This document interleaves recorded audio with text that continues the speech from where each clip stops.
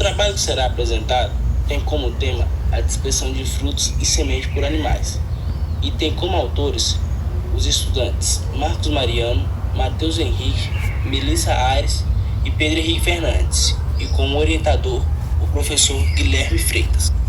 A dispersão de frutos e sementes por animais, também conhecido como zoocorias, é um processo crucial para a reprodução de muitas plantas. Essa simbiose entre flora e fauna envolve a coevolução de características adaptativas, onde frutos desenvolvem estratégia para atrair animais, enquanto estes desempenham um papel na disseminação das sementes. Essa relação beneficia tanto as plantas que ampliam sua chance de colonizar novas áreas, quanto os animais, que muitas vezes são recompensados com alimentos a consumir estes frutos. Diversas adaptações, como cores vibrantes, aromas atraentes e estruturas específicas, contribuem para o sucesso dessa interação biológica entre plantas e animais. Como ocorre a dispersão? Certas plantas espalham suas sementes sem intervenção de agentes externos, autocoria, enquanto outras dependem de agentes dispersantes, entre eles o vento, a água, animais ou o homem. Os tipos de dispersão existentes são animocoria, dispersão através dos ventos; hidrocoria, dispersão através da água; antropocoria, dispersão através da intervenção humana; e zoocoria, dispersão através dos animais.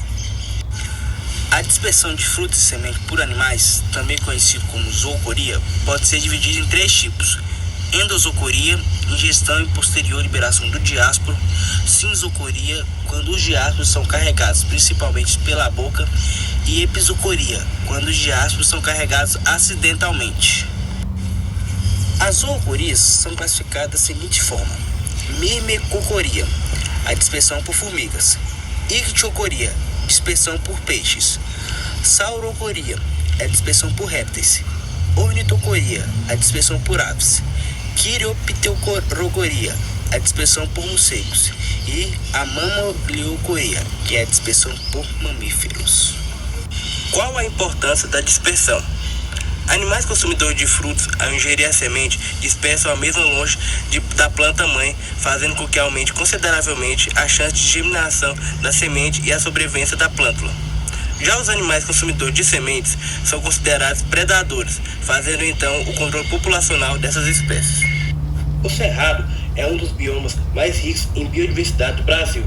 Possui uma vasta gama de plantas com diferentes estratégias de dispersão de sementes por animais. Dada a diversidade desse ambiente, vários animais desempenham papéis importantes na dispersão de frutos e sementes no cerrado, como é o caso das aves, que consomem frutos e dispersam sementes. Algumas espécies, como araras, tucanos e sabiás, têm um papel crucial na disseminação de sementes de várias árvores e arbustos. Mamíferos, roedores como ratos e cutias, são importantes na dispersão de sementes. Além disso, mamíferos de médio e grande porte, como capivaras, veados e queixadas, também desempenham um papel significativo ao ingerir frutos e espalhar as sementes através das fezes. Formigas. Embora não sejam tradicionalmente consideradas dispersoras, as formigas são essenciais na dispersão de sementes de algumas espécies de plantas do cerrado. Algumas plantas possuem estruturas adaptadas para serem coletadas e dispersas pelas formigas. E por último, répteis e insetos, que embora em menor escala, alguns répteis como lagartos e insetos, como as abelhas nativas, também podem contribuir para a dispersão de sementes, especialmente quando se trata de espécies de plantas específicas. Estima-se que entre 50% e 90% das árvores de florestas tropicais produzam frutos cujas sementes são dispersadas por animais, principalmente por aves. Voltando para o cerrado, foram identificadas cerca de 3 espécies de aves consumidoras do fruto de Octopuscella. As consideradas principais dispersoras desse fruto foram o sabiá pardão, o sabiá do campo, o bem-te-vi e as aves guaracabas.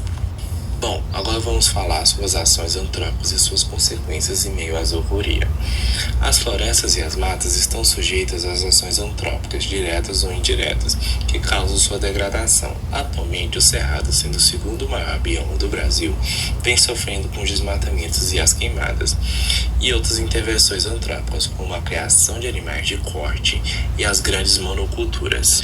E essas ações levam às consequências ao meio ambiente, por exemplo, a fragmentações florestais, que são áreas de vegetação que foram interrompidas por barreiras antrópicas, por exemplo, as grandes estradas e rodovias que cortam o país e aquelas pequenas áreas florestais que ficam em meio às grandes fazendas.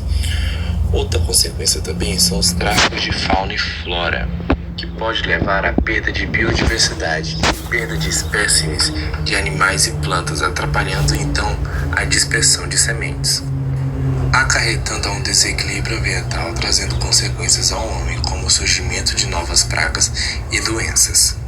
Portanto, é necessária uma preservação do meio ambiente, sendo de suma importância uma participação do governo para que haja uma maior fiscalização em áreas que correm risco de desmatamento que já foram desmatadas, e também em zonas consideradas como focos de tráfico de fauna e flora, principalmente em rodovias e estradas que cortam o Brasil, sendo de suma importância a criação ou modificação de leis para que sejam mais rigorosas, fazendo também formas de compensação ecológicas, como corredores ecológicos, para interligar essas pequenas áreas florestais que ficam em meio às grandes fazendas.